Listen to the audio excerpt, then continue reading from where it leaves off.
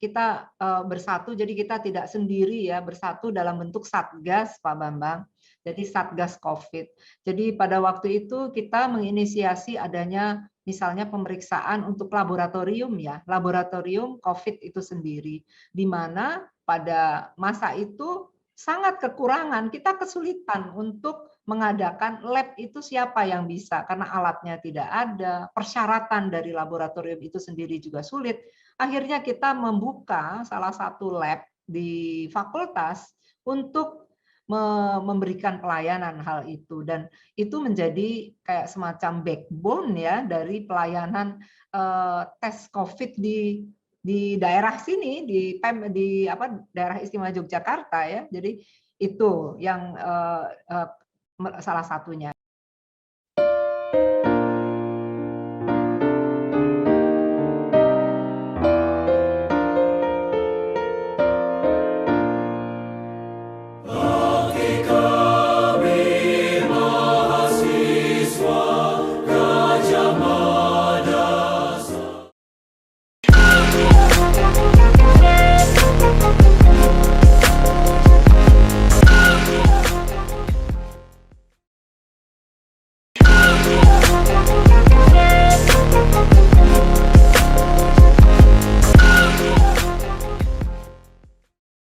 Assalamualaikum warahmatullahi wabarakatuh. Bersama saya Bambang Sadono di kanal Inspirasi untuk Bangsa. Mudah-mudahan kanal ini selalu bisa memberi inspirasi, motivasi, edukasi, informasi, dan syukur bisa membantu mencari solusi. Kami sedang mempersiapkan beberapa video wawancara untuk ikut mengayu bagio dan menandai 72 tahun Universitas Gadjah Mada. Sekarang saya sudah bersama dengan Profesor Dr. Ova Emilia, Magister Medis, SPOG, PhD. Apa kabar, Prof? Baik, alhamdulillah, Pak Bambang. Iya. Beliau adalah Dekan Fakultas Kedokteran, Kesehatan Masyarakat, dan Keperawatan. Ya.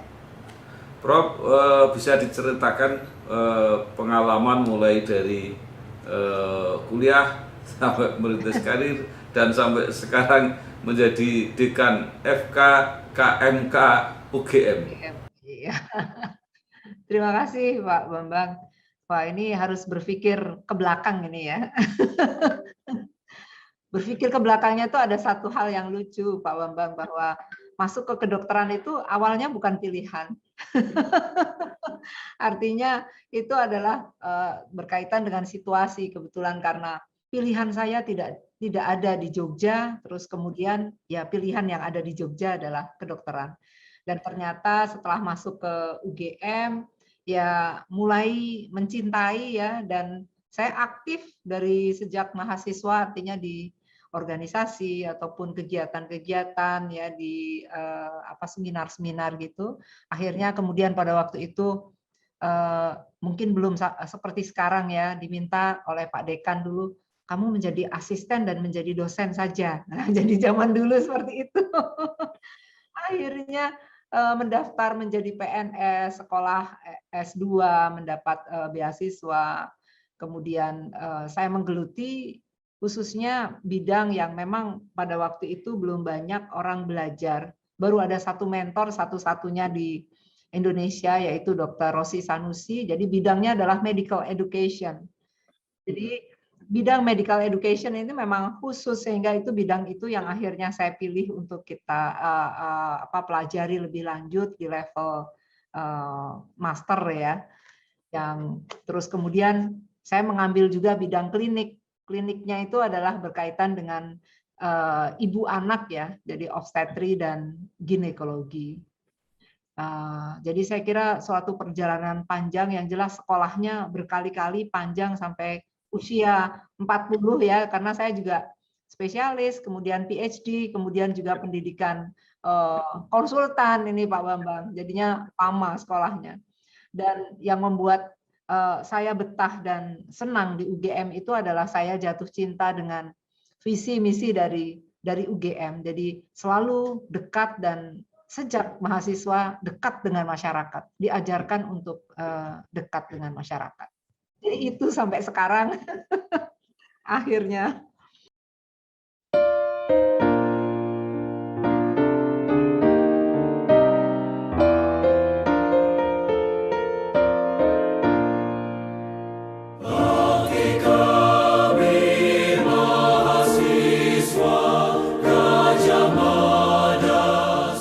Jadi kalau gitu Ibu sudah tepat ya kalau berada di lembaga pendidikan, karena yang dipelajari adalah kedokteran pendidikan, kira-kira seperti itu. Iya, pendidikan kedokteran.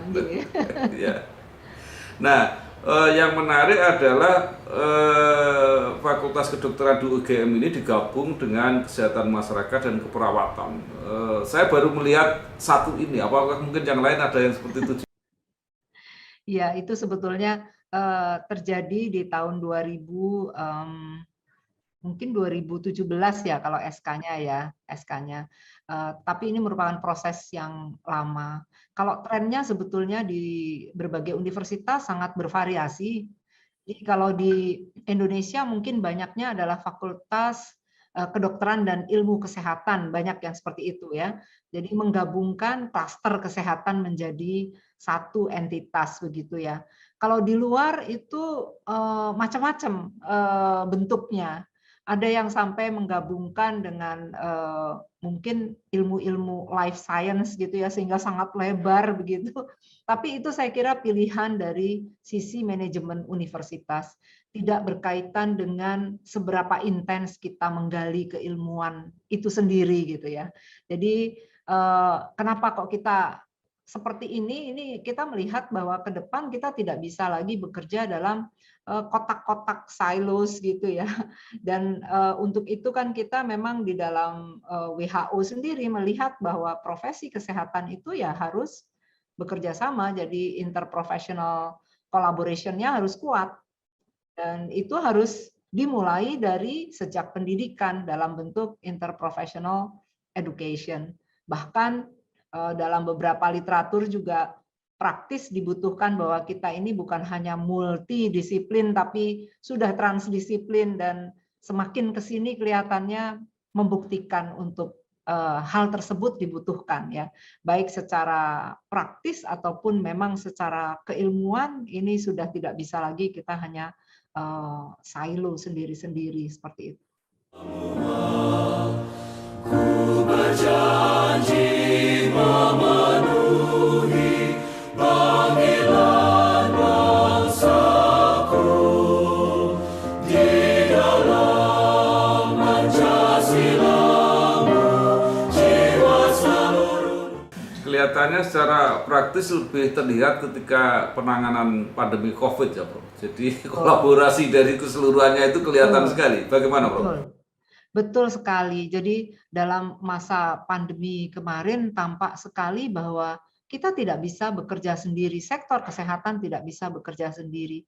Pada saat kita bicara memerlukan untuk meningkatkan literasi publik, kita juga harus membutuhkan teman-teman komunikasi, tentang teman-teman visipol, bahkan teman-teman dari yang memang berkaitan untuk rekayasa pesan publik seperti itu ya. Belum lagi nanti kalau berkaitan dengan pengembangan alat-alat yang dibutuhkan yang memang pada waktu itu sangat kekurangan, sehingga kerjasama dengan teknik dan bidang-bidang lain itu sangat intens sekali.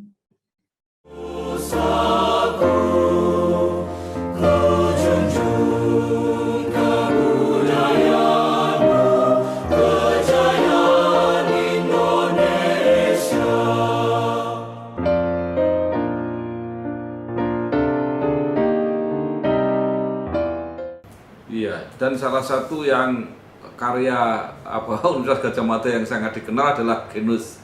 Ya, itu seperti apa ceritanya, Prof? Iya, sebetulnya genus ini lahir karena memang ini bukan penelitian genusnya baru ada pada saat COVID ya. Saya kira Prof Kuat itu sudah mengembangkan artificial intelligence approach ini sejak lama. Dan pada masa kemarin itu 2 tahun yang lalu sebetulnya dari tim Fakultas Kedokteran sedang membuat untuk TBC. Jadi menggunakan artificial intelligence ini untuk mendetek TBC ya, adanya TBC, karena kita tahu kita kan negara dengan nomor 2 terbanyak ya untuk TBC di dunia. Nah, karena gara-gara pandemi ini, terus kemudian kan kesulitan untuk meneruskan. Nah, mekanismenya ini kan sama dengan kalau misalnya kita bicara, TBC itu bakteri, ini adalah virus. Bagaimana ini mengidentifikasi, jadi konsepnya hampir mirip, tetapi menggunakan artificial intelligence ini untuk mendetek adanya volatil ya, compound ya, yang ditimbulkan karena infeksi virus itu. Jadi memang itu kerjasama yang luar biasa antara MIPA, Prof. Kuat di sini yang telah mengembangkan sejak awal dengan tim dari FKKMK.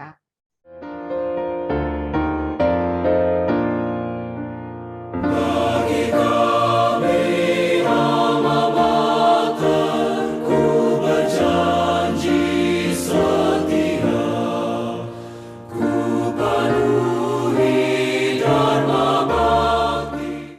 Ya, jadi selain genus yang saya kira sempat cukup populer, mungkin ada lagi yang bisa diceritakan apa yang partisipasi dari FKKM, KMK UGM. Ya, FKKMK.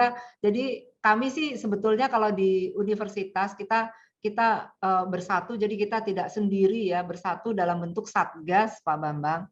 Jadi Satgas COVID.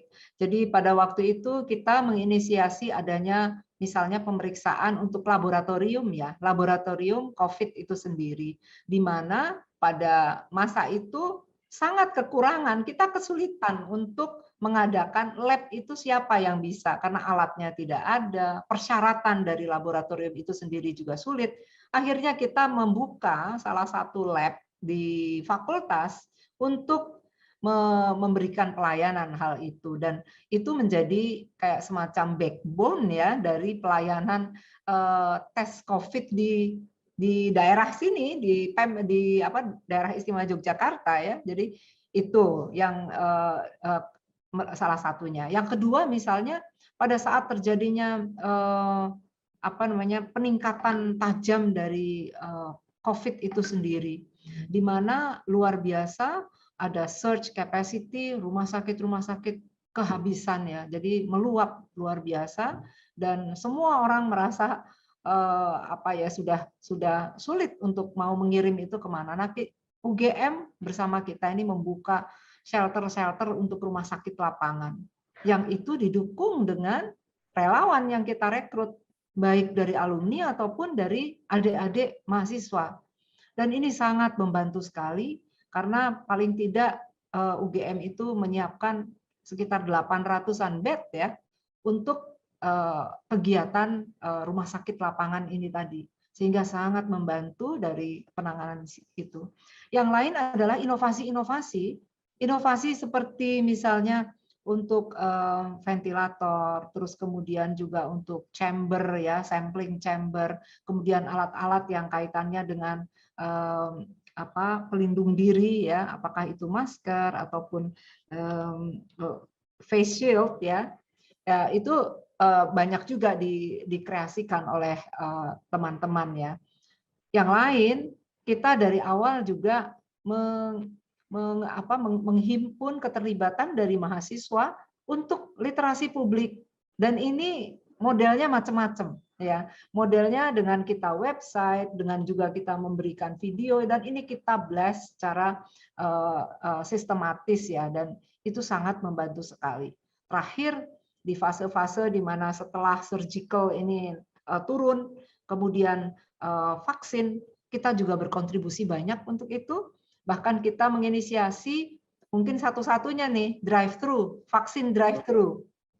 Ya, yang awalnya kita bekerja sama dengan Sarjito, kemudian kita perluas dengan universitas, dan akhirnya bukan hanya untuk artinya sivitas kita, tetapi juga untuk publik. Dan itu hasilnya saya kira puluhan, bahkan mungkin mencapai 100.000 vaksinator ya, vaksin ya.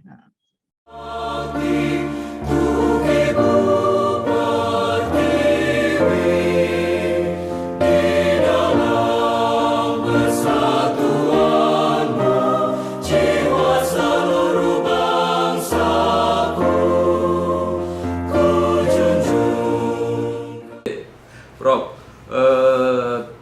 kemana-mana orang selalu mengatakan kuliah di Fakultas Kedokteran itu mahal. Saya sudah wawancara dengan beberapa alumni Ya, Fakultas Kedokteran ya, UGM yang mengatakan bahwa kami dari keluarga miskin, Pak. Tapi bisa kuliah di Fakultas Kedokteran UGM. ya, Dan beberapa waktu yang lalu, saya nggak tahu sumbernya benar atau enggak, beredar berapa biaya kalau kuliah di Fakultas Kedokteran UGM yang ada range yang panjang sekali antara yang paling murah dan paling mahal. Nah, mungkin bisa diceritakan yang apa ya lebih jelas bagaimana kalau orang miskin mau kuliah di Fakultas Kedokteran UGM ini. iya, iya. Memang betul Pak Bambang. Saya tidak mengelak bahwa pendidikan kedokteran itu mahal. Dan kalau zaman saya dulu, mungkin kita juga memberikan SPP ya, tetapi SPP itu relatif tidak mahal. Nah, mestinya ini merupakan program yang kita mintakan harusnya ada subsidi pemerintah. Kenapa? Karena dokter itu sebetulnya bukan hanya kita mencetak sebanyak-banyaknya dokter ya, tetapi dokter itu mempunyai kontribusi strategis untuk ketahanan negara. Dalam hal ini kesehatan dan ketahanan secara utuh. Nah, dengan adanya seperti ini, nah kita UGM ini kan PTNBH sudah beberapa tahun ya, di mana kita tentunya dibatasi dari sisi subsidi ya, sehingga memang kita diperbolehkan untuk mengutip uang kuliah tunggal ya yang sudah ditetapkan batasnya oleh Dikti ya, kementerian ya. Jadi itu yang kita lakukan sehingga kita mempunyai range dari UKT uang kuliah tunggal yang 0 itu artinya yang kita subsidi sampai kepada yang 8 ya, dengan gradasi sesuai dengan kemampuan. Nah, maksudnya itu kenapa kok seperti itu? Maksudnya adalah agar ada subsidi silang. Jadi orang bisa membayar sesuai dengan kemampuannya. Dan bagaimana kalau tidak mampu? Kami juga dari mulai awal seleksi ini juga ada beberapa skema. Misalnya skema dari DT3 ya, itu pun juga dimungkinkan. Bahkan bidik misi itu juga merupakan salah satu komponen yang kita tidak melihat itu. Jadi kemampuan bayar bukan faktor yang kita lihat pada saat kita menerima seleksi mahasiswa. Jadi murni kita juga menginginkan bahwa semua orang yang mampu tidak melihat dari kondisi sosial ekonominya dapat masuk ke FKKMK UGM.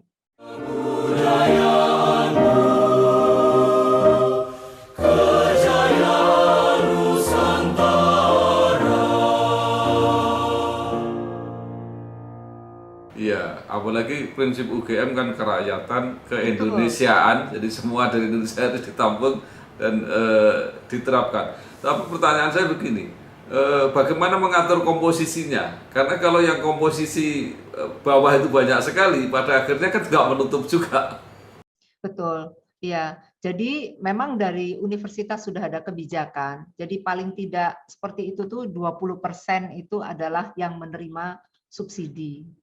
Sehingga bagaimanapun itu kita tetap memberikan itu diprotek jadi ya, diprotek sehingga yang sudah diprotek untuk menerima subsidi itu sekitar 20%. Yang lainnya mungkin memberikan subsidi atau mungkin hanya mensubsidi dirinya sendiri ya. Jadi artinya itu yang diatur. Begitu Pak Bambang. Baik, Bro. Nah, sekarang kembali ke nama besar UGM. Ini di satu sisi merupakan jaminan pada masyarakat bahwa terpercaya, tapi di sisi lain saya melihat para alumni itu juga ada yang begitu ikhlas ditempatkan pada waktu zaman puskesmas, harus di puskesmas, di tempat-tempat yang terpencil dan sebagainya. Artinya walaupun punya nama besar tapi juga rela di tempat-tempat itu. Seperti apa cara mempersiapkan mendidik mereka? Ya, itu yang saya rasakan bahwa UGM itu memang sangat lekat dengan kerakyatannya, jadi memasyarakat. Sejak zaman awal saya masuk, bahkan tahun 70-an, itu program pendidikannya itu sudah mengedepankan exposure ke masyarakat. Sehingga kita itu dididik bukan hanya berkaitan dengan keilmuan saja, tetapi bagaimana berinteraksi, bagaimana memahami ya penderitaan masyarakat, sehingga tidak canggung pada saat kita harus menghadapi berbagai situasi. Dan alhamdulillah ini memang alumni UGM itu kan memang dikenal yang tidak neko-neko gitu ya. Jadi kalau misalnya diminta untuk bertugas di mana ya dia bisa menikmati hal tersebut gitu ya. Jadi tidak neko-neko. Itu saya kira merupakan hal yang positif. Kita kan kalau misalnya dikatakan UGM kan sebagai pelopor KKN ya, jadi memang dari awal kita itu dikenalkan dengan itu, bahkan kalau di UGM di Fakultas Kedokteran itu sejak zaman saya itu ada namanya memang kedokteran komunitas ya, yang kita itu secara rutin dari semester awal kita terlibat dan mempunyai desa binaan yang kita kawal terus sampai kita selesai sekolah gitu ya.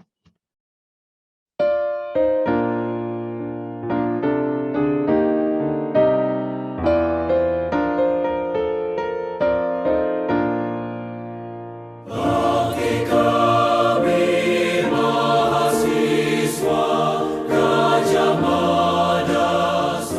Ya, ya. Nah, sekarang apa yang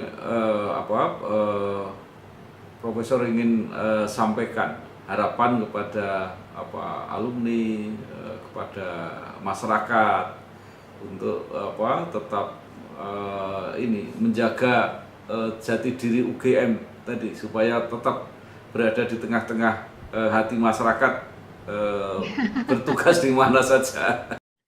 Iya, ya memang itu tugas berat alumni. Jadi pada saat kita memperkenalkan, saya lulusan dari UGM, itu sebetulnya kadang-kadang merasa berat ya, karena kita mempunyai janji sebagai universitas yang mampu membumikan nilai-nilai luhur yang dimiliki oleh UGM itu sendiri dalam setiap langkah dan karya kita. Misalnya bahwa kita memang selalu dekat dengan gerak rakyat ya, gerakan-gerakan yang berorientasi pada kerakyatan. Kita juga tidak segan-segan ya buka alas ya, babat alas ya, merintis sesuatu ya, karena juga sangat identik dengan kita tidak hanya menikmati, tetapi kita berjuang untuk menghasilkan sesuatu yang lebih baik.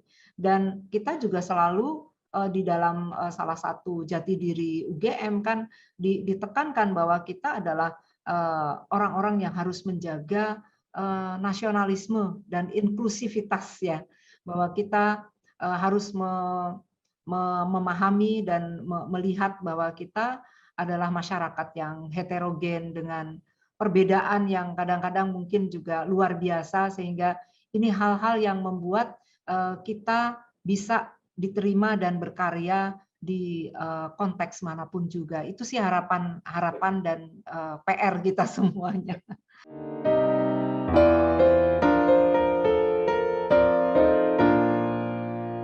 Bagi kami mahasiswa Gajah Mada semua, ku berjanji. Prof, terakhir, beberapa alumni yang sudah saya wawancarai mengatakan kenapa mereka bisa sederhana itu tadi, tidak neko-neko, karena mendapat teladan dari para dosennya itu juga seperti itu. Nah, Ya. bagaimana ini para dosen juga bisa berlaku seperti itu, Prof?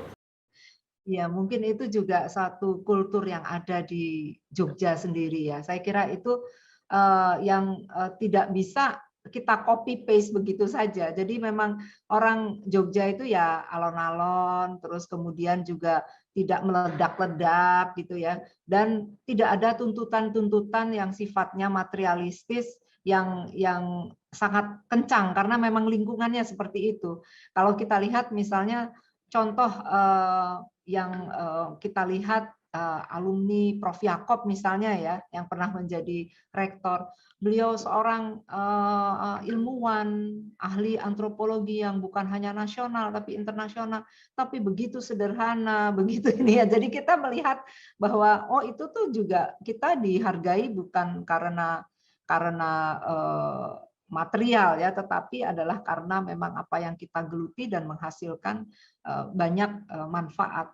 Kemudian juga kita lihat misalnya kalau yang sekarang kan yang barusan yang menemukan vaksin diare, Prof. Yati ya, bekerja sama dengan Melbourne University, itu juga akan menunjukkan bahwa ya menjadi fokus, tidak neko-neko ya, itu adalah satu hal yang kita dapatkan dari nama-nama besar alumni dari FKKM KUGM. Gitu Pak Bambang. Memenuhi panggilan bangsaku di dalam Pancasilamu, jiwa seluruh nusaku ku junjung. Baik, terima kasih sekali Profesor Ova Emilia. Iya. Soalnya kalau nyebut gelar panjang takut salah. Ya. Dekan Fakultas Kedokteran, Kesehatan Masyarakat dan Keperawatan Universitas Gadjah Mada. Terima kasih sekali Prof sudah menjelaskan tadi bukan hanya tentang masalah kedokteran, kesehatan, tetapi juga filsafat, nilai-nilai, karakter alumni Gadjah Mada pada umumnya dan sebagainya. Mudah-mudahan berguna untuk pengetahuan kita semua, dan sekali lagi terima kasih, sukses terus, matur nuwun. Wassalamualaikum warahmatullahi wabarakatuh. Waalaikumsalam warahmatullahi wabarakatuh. Terima kasih Prof. Sami-sami Pak Bambang, Nggih. mohon maaf apabila ada kekurangan. Nggih, matur nuwun sangat.